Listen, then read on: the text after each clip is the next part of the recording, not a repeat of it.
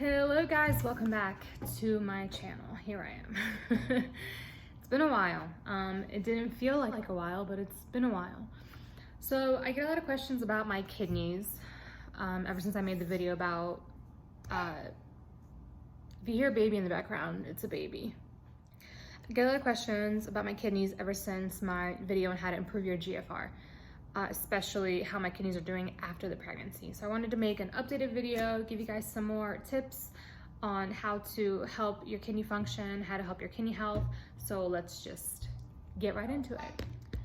Before we start, I just want to let you guys know that I am not your doctor, okay?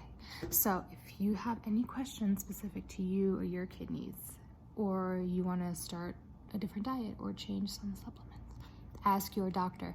I'm not a doctor. I am not claiming to be a doctor. I am just here to tell you what worked for me. So don't make any changes to your diet, what you're doing, what you're taking without talking to your doctor first. Okay, let's get into it. First things first, so my kidney function, I will link my old videos below, but for those of you that don't know, my kidney function has been fluctuating up and down for a while now. I believe about 10 years ago I was at 38, and then I started dropping around the age of like 22, 23. I started to kind of have some kidney damage. I don't remember my GFR at that point. But then a few years ago, I had to be cleared for surgery. I got my kidneys tested. I was at 38, and I was like, that's not good. So changing my diet and doing the things that I mentioned in the first video down below, I was able to get my GFR back up to 65. Now, when I was pregnant, my GFR fluctuated, not by a lot. It was 65, then it was 61, then it was 57, then it was 59. They checked it every month. So it fluctuated. As of May 22nd, so I had my baby May 14th. As of May 22nd, my kidney function dropped to 48.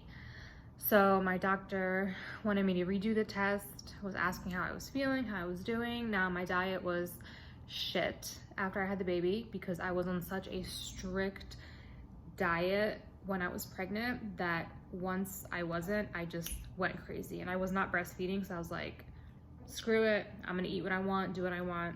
So I'm a firm believer that that kind of messed up my kidneys. I also think being off of keto or low carb while I was pregnant probably put a strain on my kidneys as well. So anyway, 48, I just got more recent results. So that was May 22nd. So I got more recent results as of last week, and my kidney function is back up to 58. My creatinine level in May was at 1.45.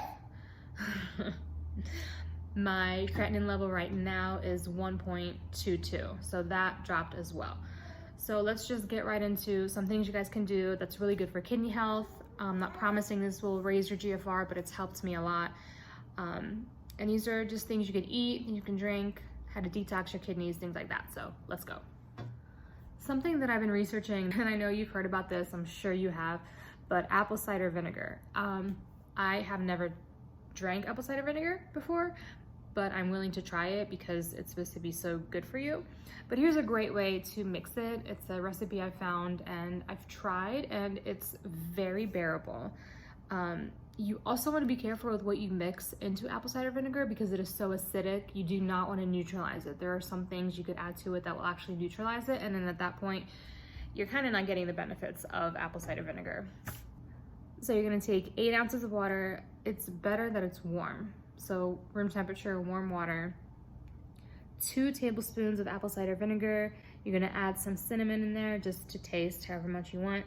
And then add a natural sweetener. So if you're not a diabetic or you're not really watching, you're not worried about your carb intake, you can use honey to sweeten it. Keep in mind, 1 tablespoon of honey is 17 grams of carbs. So for someone like me, that's way too much, and I do not want to bolus for 17 carbs just because I'm eating a little bit of honey. You can use maple syrup. You could use sugar-free maple syrup. They have stevia maple syrup, which I will link below. You can get that on Amazon. Personally, I would do agave syrup It is only 5 grams of carbs per tablespoon, and that's all you need in the mixture is just 1 tablespoon of your sweetener. And then you just shake it up and down the hatch. If you enjoy it, you can drink it slow. I prefer to chug it and just get it out of the way. Do it first thing in the morning. You know, you can break your fast with it. And that'll just help detox, and it'll just help your immune system. It's great, it's anti-inflammatory. It's just really, really good. It's actually really great for weight loss as well. If that's something you're looking for, I recommend apple cider vinegar. They also have these types of drinks, if you're not into making your own, that you can buy. They are a little pricey. I believe these range around $3 for one, but it's apple cider vinegar. And they're already in there. They have cayenne, some of them have lemon in it, and they're not bad.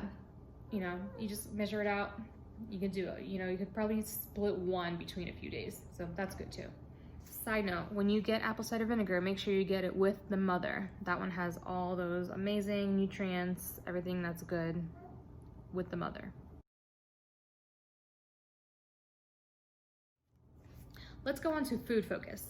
So I am a firm believer in keto and intermittent fasting, although I've now come to realize after research and being yelled at a lot by people in the comment section that I'm not necessarily keto, it's more low carb because I watch my protein intake. Now, keto, as you know, is high fat, medium protein, low carb.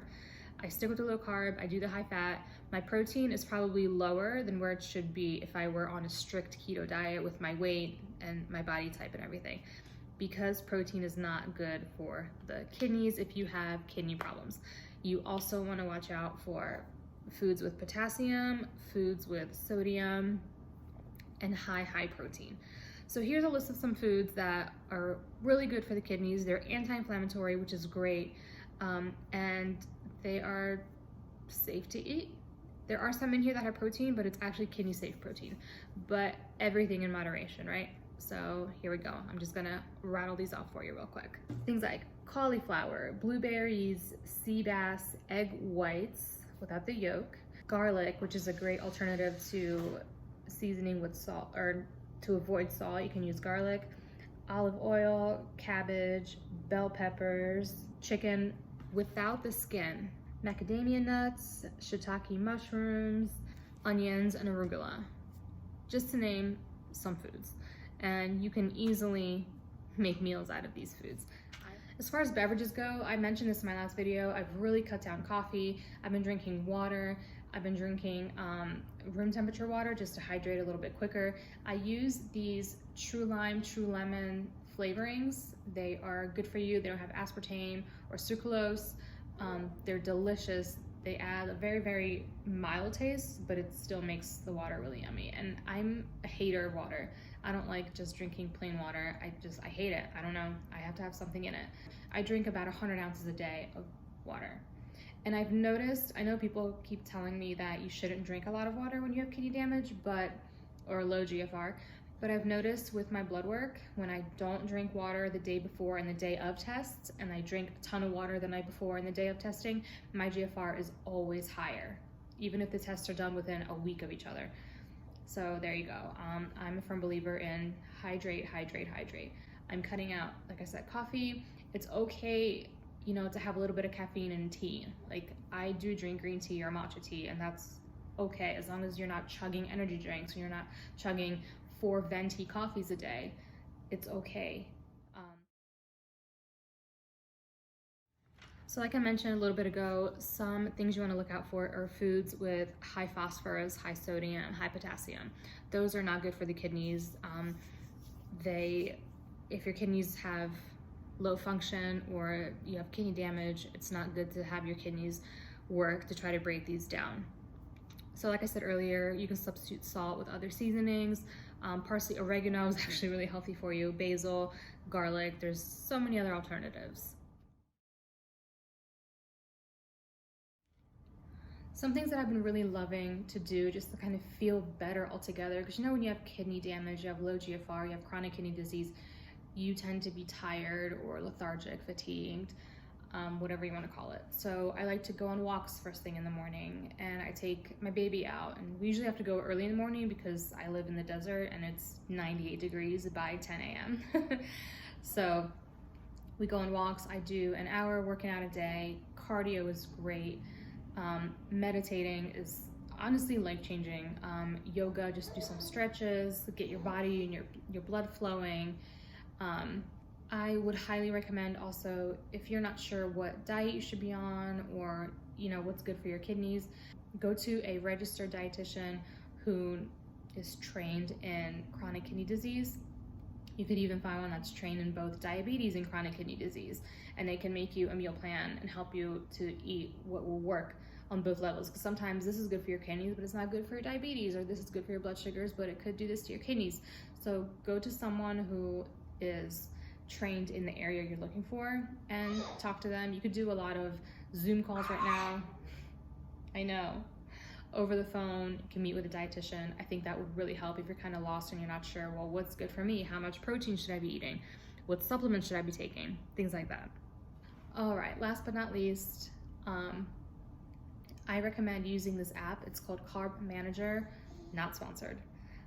You put in everything you eat in a day and it measures everything for you. I think this is great if you're trying to do keto, if you're really watching what you're eating. It counts your macros for you.